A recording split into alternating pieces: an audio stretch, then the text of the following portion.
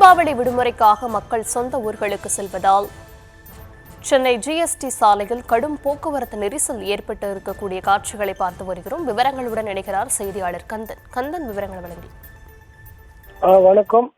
தற்போது தாம்பரத்திலிருந்து குரோம்பேட்டை ஜிஎஸ்டி சாலை முழுவதும் ஒரு கடுமையான போக்குவரத்து பாதிப்பு ஏற்பட்டுள்ளது. குறிப்பாக இன்னும் ஓரிரு நாட்களில் தீபாவளி பண்டிகை நெருங்கும் நிலையில் ஏராளமானவர்கள், குறிப்பாக சென்னை மற்றும் சென்னை புறநகரில் உள்ள மக்கள் ஏராளமானவர்கள் தங்கள் சொந்த வாகனங்களிலே தற்போது சொந்த ஊர்களுக்கு படையெடுக்கும் காட்சியை தான் பார்க்க முடிகிறது.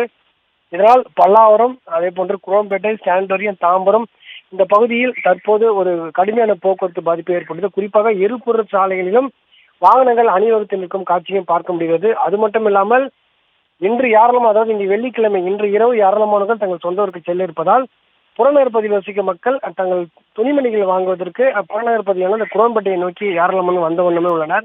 குறிப்பாக இந்த இருசக்கரம், ஆட்டோ, கார்கள் மூலம் தொடர்ந்து இந்த புறநகர் பகுதியில் வாகனங்கள் வந்து கொண்டிருப்பதால் கடுமையான போக்குவரத்து பாதிப்பு ஏற்பட்டுள்ளது. இந்த குரோம்பேட்டை பகுதியை கடந்து செல்வதற்கு வாகனங்கள் திணறி வருகிறது.